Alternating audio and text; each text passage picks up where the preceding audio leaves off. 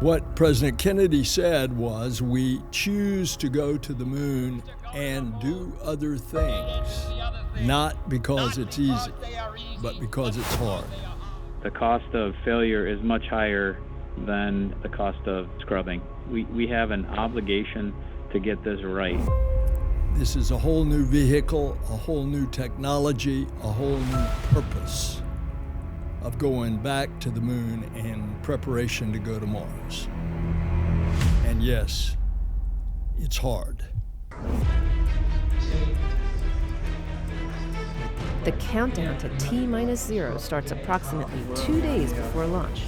Teams inside the Launch Control Center have been working around the clock, powering up each section of the rocket and configuring the launch pad to support the 8.8 million pounds of thrust our moon rocket will generate at liftoff. It is a new creation. It is a new rocket and a new spacecraft to send humans to the moon on the very next flight. Today, we make history. With the launch of the most powerful rocket the world has ever seen, we are taking the first step in humanity's return to the moon. I can tell you there's an energy and there's an excitement around the Kennedy Space Center, I would say, across the agency and all around the Space Coast as we get closer and closer to this launch. This mission will validate that the rocket and capsule do perform as expected before future Artemis missions send astronauts to the lunar surface. We have worked really hard to get here. The team has done an absolutely outstanding job, and we're up to the challenge, and I'm really looking forward to a successful test flight. You are looking at the world's most powerful rocket and Orion spacecraft live on Launch Pad 39B. Artemis 1 embodies the hard work of thousands across the world, determined to explore for the benefit of all. I'm Megan Cruz, and this is NASA astronaut Kayla Barron. When I first walked up and saw the view from the desk here, I was just blown away. This is the moment when it comes to the countdown, and then tension starts, and well, let's cross fingers, everything works well. Tension is rising, and we are fully excited here. Over the past few years, teams have put in thousands of hours, performing simulations and rehearsals to ensure that they are ready for this moment. As our 0 hour approaches for the Artemis generation, we do have a heightened sense of anticipation, and there's definitely excitement amongst the team members. We've noticed just the overall mood and focus within the team is definitely a positive one. Now, with all systems configured correctly, the launch director gives the final go for liftoff. On behalf of all the men and women across our great nation who have worked to bring this hardware together. To make this day possible. And for the Artemis generation, this is for you. At this time, I give you a go to resume count and launch Artemis 1. This mission goes with a lot of hopes and dreams of a lot of people. It's no longer the Apollo generation. It's the Artemis generation. And that brings a whole new world of discoveries. T-minus 50 seconds and counting. The Space Launch System is now counting down to liftoff of Orion on its maiden voyage to the moon.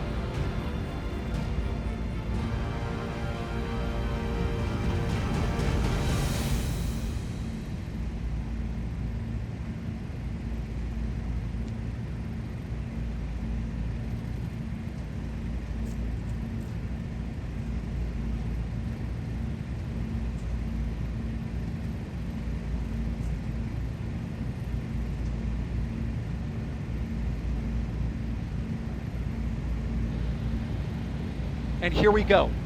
10. Hydrogen burn-off igniters initiate. 7, 6, 5. 4-stage engine start. 3, 2, 1. And liftoff of Artemis 1. We rise together back to the moon and beyond.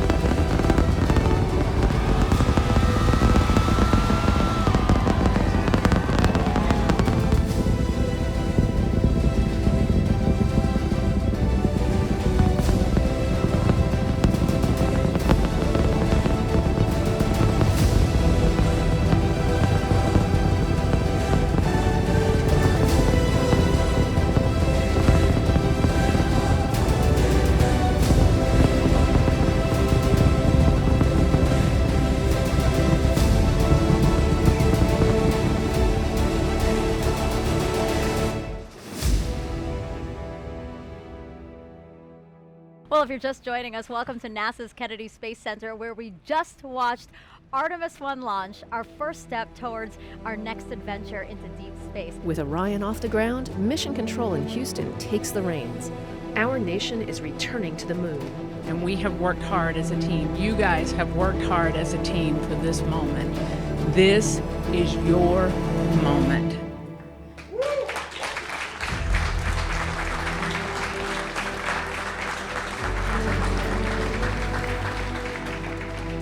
It is not by chance that you are here today. So I want you to look around at this team and know that you have earned it. You have earned your place in the room. You have earned this moment. You have earned your place in history. The successful launch of SLS is just the beginning. Orion will spend the next several weeks journeying around the moon, sending flight data back to teams here on Earth for real-time analysis. During its mission, Orion reached speeds traveling about 30 times as fast as the speed of sound. This dramatic video of the Earth-Moon transit that took place showed and punctuated the fact that we were pressing away from our home planet to a distance of some 268,000 miles away from Earth, further than any human-rated spacecraft had ever traveled. For a spacecraft designed to return humans to Earth, eclipsing the mark set by the Apollo 13 vehicle back in 1970. After several weeks of flight, it was time for Orion to return home. A half-century later, NASA's newest moon explorer, the Orion spacecraft, is barreling its way back home after circumnavigating the moon and beyond in an elliptical distant retrograde orbit. Now less than 2 hours away from splashing down in the Pacific Ocean west of Baja, California, to complete its shakedown mission.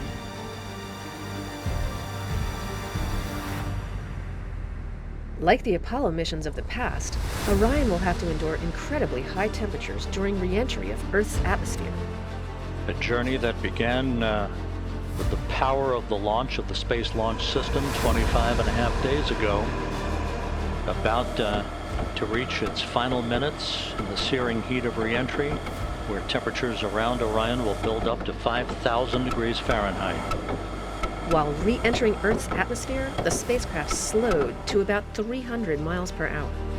As it continued its descent, Orion's parachute system, containing 11 total parachutes, deployed once it reached approximately 9,000 feet and a speed of about 130 miles per hour. And there it is, high over the Pacific, America's new ticket to ride to the moon and beyond now in view. Orion under its chutes descending toward splashdown. These parachutes help slow the crew module to a much more manageable speed, roughly 20 miles per hour, for a water landing off the coast of California. Splashdown. From Tranquility Base to Taurus Littrow to the tranquil waters of the Pacific, the latest chapter of NASA's journey to the moon comes to a close. Orion, back on Earth.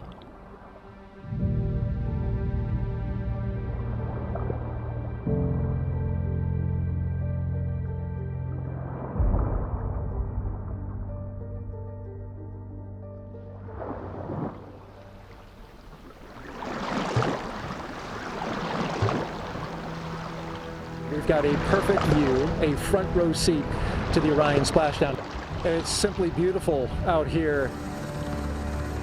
That is a human-rated capsule that went around the moon and returned and is now in the Pacific Ocean. I think I can speak for the whole dive team that we're honored to be part of history and to be part of something so monumentous, and just ready and excited to go out and do this. When Orion was deemed safe to approach, team members jumped into the water and attached hardware that steadied the capsule. What we do at NASA really is all about collaborations, and the collaborations that we've had with the Department of Defense in particular over the past many years, their hard work and their dedication as they went through a great deal of planning, hardware development and processes, and a lot of practicing to get to this point and make it look easy. And that team, made of a combination of NASA and Department of Defense personnel, has put in years of work to make sure that they were ready. Melissa Jones, the recovery director, just came from outside the ship's control center where she was monitoring and, of course, managing her team in the midst of this recovery. So, Melissa, thank you for being here. Thank you for having me. It's just been a long time coming. We've been working this mission for a while, and we've done a ton of training. And every time you do training with a mock-up capsule, you don't have any of that. You don't have parachutes. You don't hear it coming back to the atmosphere, the sonic booms and all of that kind of stuff. And today that actually